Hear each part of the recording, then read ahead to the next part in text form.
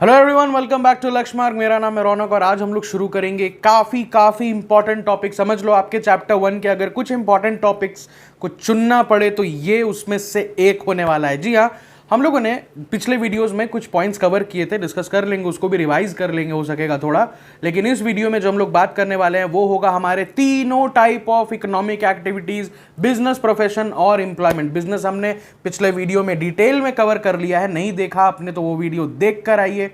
Detail में business और उसके फीचर्स को हम लोगों ने देख लिया है। इस वीडियो में हम लोग प्रोफेशन और एम्प्लॉयमेंट देखेंगे और आगे चलकर उन तीनों के बीच के डिफरेंस को डिस्कस करेंगे। तो इस वीडियो को अंत तक देखिएगा। कुछ इंपॉर्टेंट क्वेश्चंस हाथ लग सकते हैं, कुछ इंपॉर्टेंट टॉपिक्स, कंटेंट हाथ लग सकता है जो आप नहीं चाहोगे कि आपके टेस्ट एग्जाम के पहले छूटे। तो आइए बिना देर के इस वीडियो को शुरू करते हैं।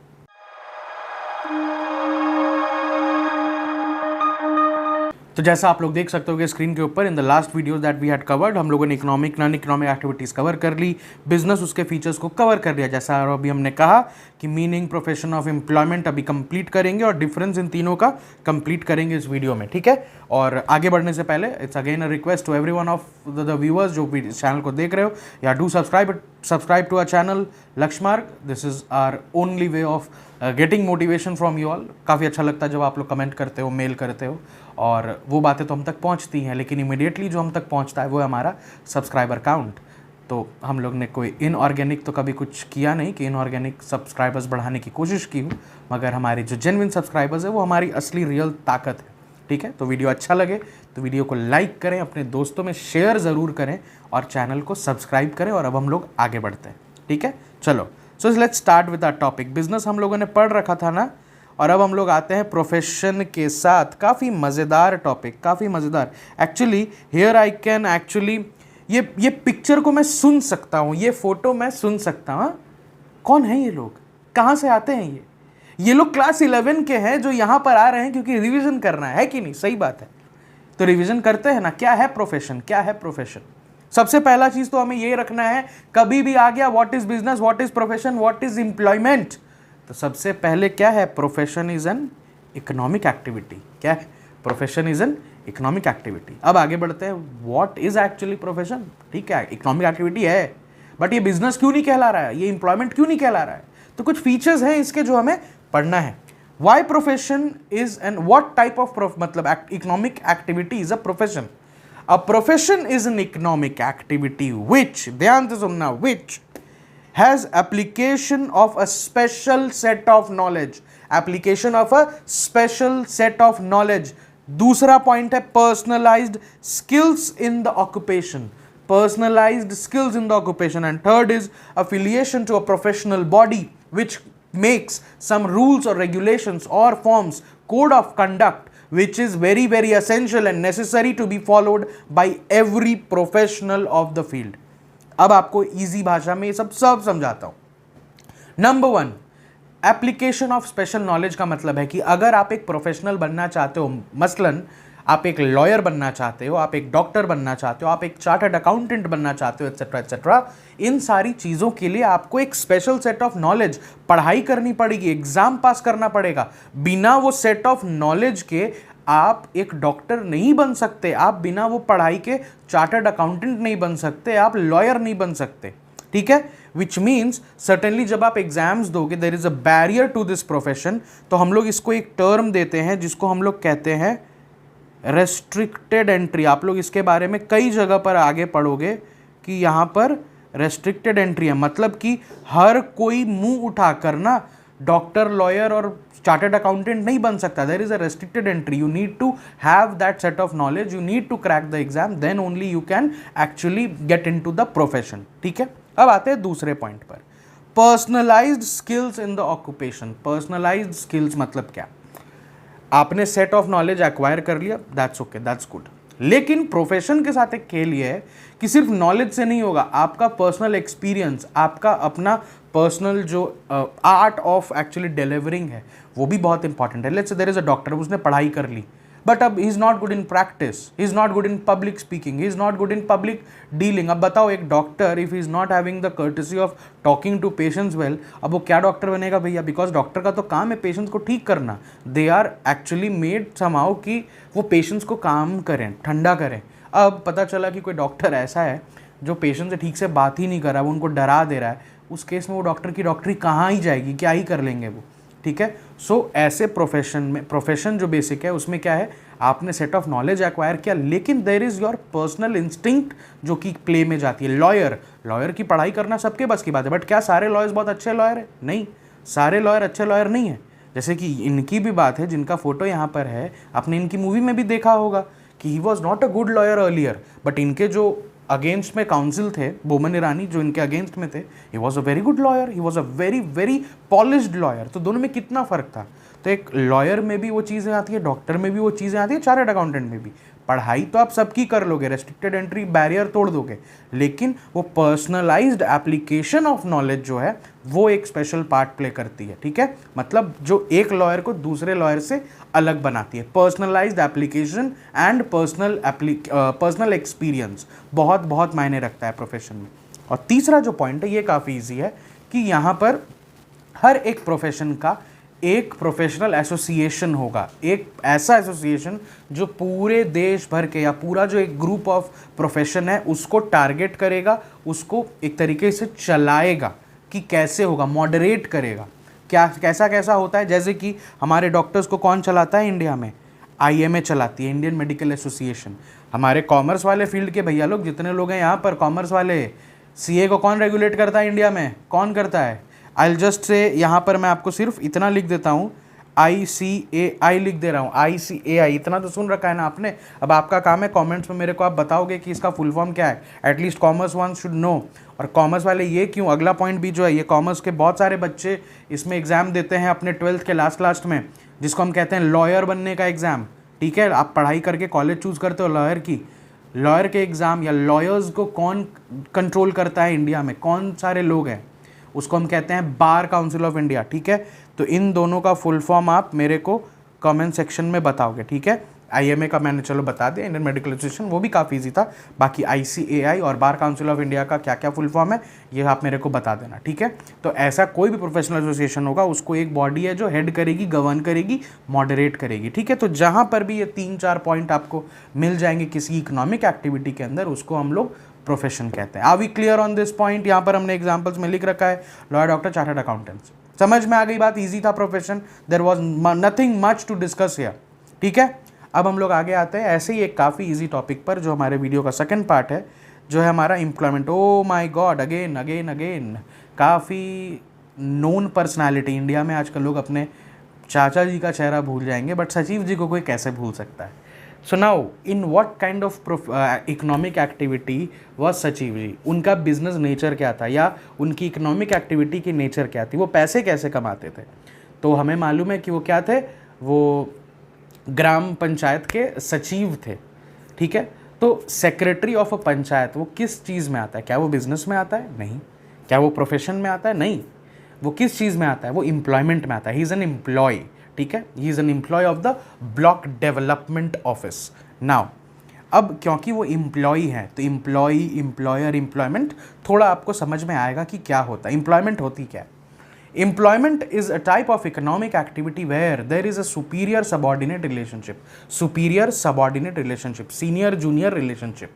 अब ये क्या होता है सीनियर जूनियर रिलेशनशिप? जहाँ पर एक सीनियर अपने जूनियर को बताएगा कि क्या काम करना है, कितना काम करना है, और ऑर्डर्स लेगा अपने सीनियर से, वो काम खत्म करेगा, उसके लिए उसको सैलरी मिलेगी। क्या ये रेस्ट्रिक्टेड एंट्री है? एज सच रेस्ट्रिक्टेड एंट्री नहीं होती। अब क्योंकि आप रेस्ट्रिक्टेड एंट्री का मतलब जानते हो, क्या होता है रेस्ट्रिक्टेड एंट्री, यहाँ पर होता है क्या? जी नहीं, रेस्ट्रिक्टेड एंट्री यहाँ पर नहीं होती। क्यों नहीं होती? बिकॉज यहाँ पर रेस्ट्रिक्टेड एंट्री का मतलब सिर्फ इतना है, what ever the qualifications the employer is wanting. For example, अगर किसी को रिसेप्शनिस्ट चाहिए, उसको क्वालिफिकेशन चाहिए कि मेरे को 12वीं पास कोई भी बच्चा चलेगा, तो वही उसका क्वालिफिकेशन हो गया। वेराज आप अगर किसी हॉस्पिटल में जाओगे, हॉस्पिटल में एक मैनेजर चाहिए हॉस्पिटल रन करने के लिए, वो बोलेगा कि मेरे को at least bachelor in business administration, एक BBA ग्रेजुएट चाहिए, वही मेरा बिजनेस, मतलब वही मेरा हॉस्पिटल रन करेगा। क्वालिफिकेशन दोनों जगह अलग अलग डिमांड होती है, वो भी एम्प्लॉय है, ये भी एम्प्लॉय है, लेकिन दोनों के क्वालिफिकेशंस किसने सेट किए हैं? उसके अपने एम्प्लॉयर ने, ठीक है। तो there is no such restricted entry, yes the barrier is set by the employer itself. पैसा क्या मिलेगा, रेम्यूनरेशन क्या मिलता है यहाँ पर इनको मिलती है सॉरी, इनको यहाँ पर क्या मिलती है? इनको रिटर्न में कंपनसेटरी अमाउंट जो मिलता है उसको हम लोग कहते हैं सैलरी मिलती है या वेजेस मिलते हैं, ठीक है। याद रखना है हमेशा, सैलरी मिलती है। जैसे एक प्रोफेशनल को फीस मिलता है अपने सर्विस प्रोवाइड करने के लिए, वैसे एक एम्प्लॉय को अपने जॉब के लिए, अपने एफर्ट्स के लिए सैलरी या वेजेस मिलते हैं। अब वो वीकली हो सकते हैं, मंथली हो सकते हैं, क्वार्टरली हो सकते हैं, whatever the relationship that they are having, superior और सबऑर्डिनेट, ठीक है। फिर देखो आगे क्या लिखा हुआ है। दूसरा है कि who are employed by others. अब ये चीज़ तो आपको समझ में आ गई होगी कि एम्प्लॉयड बाय अदर्स का क्या मतलब होता है। वही चीज़ जो हमने कहा अभी जस्ट, सुपीरियर और सबऑर्डिनेट। ये सारी बातें जो हमने ऊपर लिख रखी हैं, ये है कि आप सिर्फ मेरी बातें सुनो और एक बार अगर लगता है कि यार कुछ छूट गया तो वो सारा कुछ आपको ऊपर दिख रहा है, तो आप उससे भी कुछ डिटेल्स ले सकते हो। बाकी आप एम्प्लॉयमेंट के बारे में इतना ही समझो, ठीक है, कि जब दो लोगों के बीच में कितना ये रिलेशन है कि एक व्यक्ति काम करवाता है, एक काम करता है। क्यों करता है? क्योंकि उसको उस काम को खत्म करने के पैसे मिलते हैं, ठीक है। उसको हम लोग एम्प्लॉयमेंट कहते हैं। प्रोफेशन में क्या था? रेस्ट्रिक्टेड एंट्री थी, वहाँ पर वो इंडिपेंडेंट था, वो एक तरीके से कह सकते हैं he was a professional, he was doing his work for fees. यहाँ पर इसको क्या मिलेगा? सैलरी और वेजेस। बिजनेस में क्या था? बिजनेस में एक काफ़ी लंबी चेन ऑफ एक्टिविटी थी। प्रोडक्शन प्रोक्योरमेंट होगा, फिर सेल और एक्सचेंज होगा, जिसमें उसको प्रॉफिट कमाई मिलती थी। अब आता है कि बिजनेस में तो रिस्क था सर, तो क्या प्रोफेशन और एम्प्लॉयमेंट में रिस्क है? हम कहेंगे, आप लोगों से रिक्वेस्ट करेंगे कि यार प्रोफेशन में भी रिस्क है बट उतना नहीं है, मॉडरेट रिस्क है, ठीक है, मॉडरेट रिस्क। लेकिन एम्प्लॉयमेंट में there is no risk involve at all, ठीक है। यहाँ पर बस आपकी अकाउंटेबिलिटी बनती है, क्योंकि अगर आपको कोई काम दे रहा है, अगर आप कुछ गलत कर बैठते हो तो रिस्क तो है ना, आपका एम्प्लॉयर आपको कुछ तो बोलेगा ही। तो देयर इज़ नो और ऑलमोस्ट, मतलब it's almost no risk in employment, ठीक है। हम लोग अभी इसको डिटेल में अभी डिफरेंस के अंदर देख लेंगे। अब हम लोग को क्योंकि बिजनेस, प्रोफेशन और एम्प्लॉयमेंट का मतलब मालूम चल गया है, तो अब हमें इन तीनों के डिफरेंस समझने में बहुत बहुत आसानी होने वाली है, ठीक है। चलिए आइए देखते हैं अब इसके डिफरेंस को। ओके, काफी इजी डिफरेंस है, काफी इजी डिफरेंट पॉइंट्स है। देखो सबसे पहला क्या है? Mode of establishment. क्यों है, कैसे डेवलप होता है, बिजनेस कैसे स्टार्ट होगा, प्रोफेशन कैसे होगा, एम्प्लॉयमेंट कैसा होगा, एंट्री कैसे होगी किसी चीज में। देखो बिजनेस कैसे स्टार्ट होता है, एंटरप्रेन्योर्स डिसीजन होगा या अदर लीगल फॉर्मेलिटीज आप पूरी करोगे, आप अपना बिजनेस स्टैब्लिश कर सकते हो। प्रोफेशन क्या है? आप मेंबरशिप लो किसी प्रोफेशनल बॉडी का, आप एग्जाम क्लियर करो, सेट ऑफ नॉलेज एक्वायर करो, you can become a professional. वहीं पर जब हम एम्प्लॉयमेंट की बात करते हैं, वहां पर you just have to take or deal actually with your employer. अब आप उनसे जैसे कॉन्ट्रैक्ट ऑफ वर्क या वर्क एम्प्लॉयमेंट कॉन्ट्रैक्ट जनरेट करवाते हो, अब आप उनके लिए काम कर सकते हो। ज्वाइनिंग लेटर वगैरह हम कहते हैं ना उसको आसान भाषा में, वो जैसे मिल गया, आप एक एम्प्लॉयर के अंदर एम्प्लॉय की तरह काम कर सकते हो। तो mode of establishment is very easy point to understand. Second आ गया हमारा नेचर ऑफ वर्क। क्या है nature of work?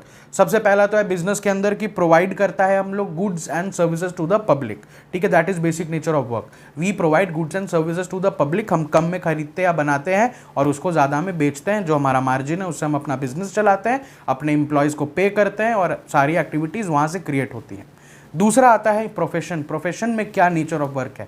Profession is also actually related to providing expert services. एक डॉक्टर, एक लॉयर क्या करता है? एक डॉक्टर, एक लॉयर एक्चुअली करते क्या है? वो लोग आपको स्पेशल सर्विसेज प्रोवाइड करते हैं। एक बहुत बहुत फेमस कहावत है कि you don't pay a plumber actually to fix your pipes, you actually pay him because he knows where to hit the hammer, ठीक है। बहुत बड़ी बात है कि आप एक पाइप बदलना कोई बहुत बड़ा काम नहीं है। आप एक प्लम्बर को पाइप बदलने का पैसा नहीं दे रहे हो तो आप भी बदल लोगे, बट क्योंकि वो एक्सपर्ट है, उसको मालूम है exactly where the problem lies, आपको मालूम है exactly how can you fix the problem. वैसे ही डॉक्टर के साथ भी है। अब आप कहोगे कि इंजेक्शन लगाना कौन बड़ी बात है? नहीं भैया, सही इंजेक्शन लगाना बड़ी बात है, ठीक है। तो यू पे a doctor not only for getting injected, you pay a doctor to actually get his expert advice, a professional advice. वो जो कहेगा it's backed by a set of knowledge, a huge set of knowledge. अगर आपके सामने एक doctor बैठा हो, just imagine the kind of labor that he is put into just वो knowledge लेने के लिए, ठीक है, और उसका एक्सपीरियंस अलग है, तो वो उतने एक्सपीरियंस से आपको कुछ बोला। और कोई घूमते फिरते आपको दादी नानी अगर कभी कह रही है कि छींक आ रही है तो ये कर लो, पेट खराब है तो ये खा लो, भैया नहीं होता है उससे। उनकी बातें और डॉक्टर की बातों में ज़मीन आसमान का अंतर होता है, ठीक है। That is the basic nature of work. Employment के अंदर क्या है, एम्प्लॉयमेंट के अंदर कोई as such nature of work नहीं है। आप वो काम करोगे which is told by your employer to do. आपको कहा जाएगा ये फाइल करो तो ये फाइल करोगे, आपको कहा जाएगा ये टाइप कर दो तो आप ये टाइप करोगे। That is the basic nature of work. यहीं पे लिखा हुआ भी है performing as per the contract और the rules of the service, ठीक है। अब आते हैं थर्ड पॉइंट पे, क्वालिफिकेशन क्या है बिजनेस के लिए, क्या qualification. No such qualification required. इसमें मैं कुछ आपको सजेस्ट नहीं करूंगा, कुछ आपको एक्सप्लेन नहीं करूंगा, जो लिखा है कोरा कोरा यही बात समझो। कोई क्वालिफिकेशन आपको नहीं चाहिए बिजनेस के लिए। Wherever you want actually you can create your, मतलब पैसा लगाओ, start a business, create your economic activity और जनरेट इनकम, ठीक है। इतना आसान नहीं, जितना हल्के में हमने कह दिया आपको, इतना हल्का काम ये है नहीं, लेकिन this is only the thing, no qualification required. Number 2, profession के अंदर तो भैया ये सबसे इंपॉर्टेंट पॉइंट है, क्योंकि क्वालिफिकेशन चाहिए, एग्जाम सेट ऑफ नॉलेज चाहिए, एग्जाम पास करोगे तब जाकर आपको प्रोफेशनल एसोसिएशन में एंट्री मिलती है। ICAI में एंट्री मिलेगी, IMA में एंट्री मिलेगी, बार काउंसिल में एंट्री मिलेगी, तब जाकर आप एक प्रोफेशनल कहलाओगे, ठीक है। Then we have employment. Employment के अंदर क्या है, qualification and training are set by the employer. Whatever the qualification is, it is set by the employer. आप ग्रेजुएट हो कि आप मास्टर्स वाले हो या आप 12th पास हो, वो सब आपका एम्प्लॉयर डिसाइड करेगा।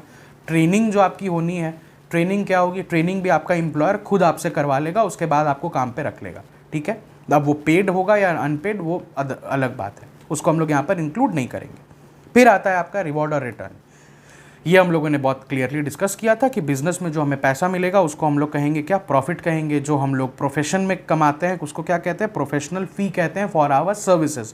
और जब हम लोग एम्प्लॉयमेंट की बात करते हैं, हम क्या कमाते हैं वहाँ पर, हम लोग सैलरी या वेजेस कमाते हैं। तो आप लोग ये 4 पॉइंट याद रखोगे। एडिशनली आपके लिए मैंने 3 पॉइंट्स और निकाल रखे हैं, वो भी हम लोग चलो कवर कर लेते हैं। वो 3 नहीं, मैंने 4 निकाल रखे थे। चलो, सबसे आता है कैपिटल इन्वेस्टमेंट कितना कितना लगेगा। देखो भैया, बिजनेस में कैपिटल इन्वेस्टमेंट बहुत ज़्यादा लगता है कंपैरेटिवली, यू नो दैट। तो it requires a good amount of money according to the size and nature of the business. Profession में there is capital required, but there is only limited capital required. क्यों? तो because to gain the knowledge आपको पैसा तो लगाना पड़ेगा ना, चाहे लॉयर बनो, डॉक्टर बनो, चाहे अकाउंटेंट, आपको एक certain amount of money to induce करनी पड़ेगी फॉर दैट नॉलेज।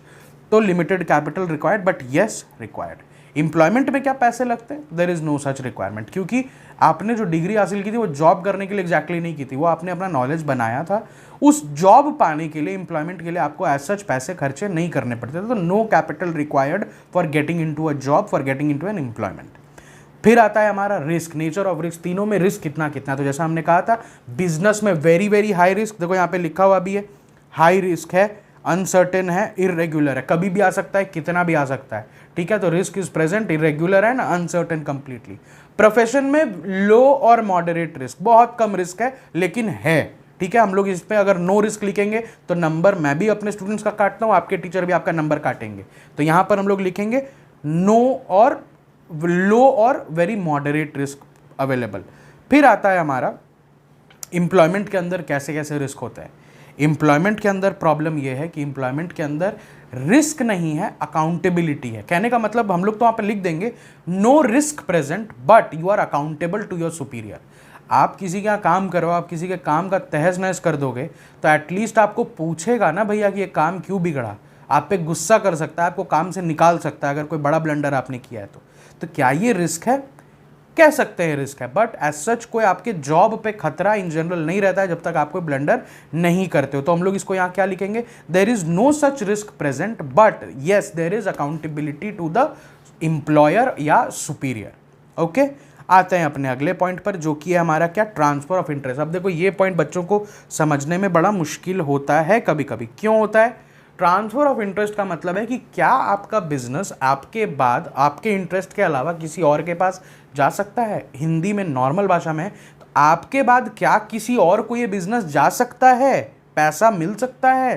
तो आप बोलोगे हाँ बिजनेस में मिल सकता है, पहले पापा के पास थी, अब मैं भी कभी कभी बैठता हूँ, dot dot dot dot.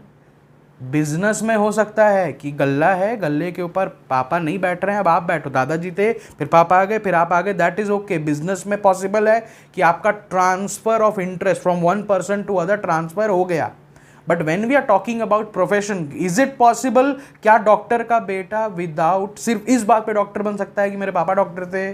Definitely a no, not at all possible, कभी नहीं हो सकता। यही एग्जाम्पल याद रखना, ठीक है, कि डॉक्टर का बेटा सिर्फ इस वजह से डॉक्टर नहीं बन सकता क्योंकि उसके पापा डॉक्टर थे, ठीक है। वो एक डायलॉग है ना मूवी का, सुपर 30 का शायद, कि राजा का बेटा राजा बन सकता है, there is no problem in there, लेकिन एक डॉक्टर का बेटा डॉक्टर नहीं बन सकता जस्ट बाय सेइंग कि मेरे पापा डॉक्टर है।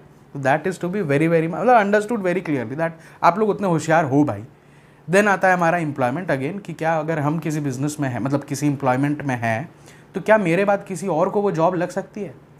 You will write not possible, लेकिन यहाँ पर एक स्टार पॉइंट दे दूँ, जैसे कि हमारा रिस्क में मैंने दिया था, यहाँ पर भी मैं एक स्टार पॉइंट दे सकता हूँ कि it is not possible to have transfer of interest, but as per the rules of the employer the decisions can be taken. जैसे कि हम लोग एग्जाम्पल लेते हैं, अनुकंपा नियुक्ति कहते हैं, अनुकंपा के बेसिस पे जॉब लगना, which means if a person actually unfortunately loses his or her life while working for a company, तो उस केस में उनके फैमिली के किसी ग्रेजुएटेड मेंबर को या एक क्वालिफाइड मेंबर को हु इज़ एन अडल्ट, उनको एक उनके जगह पर जॉब मिल जाती है, ठीक है।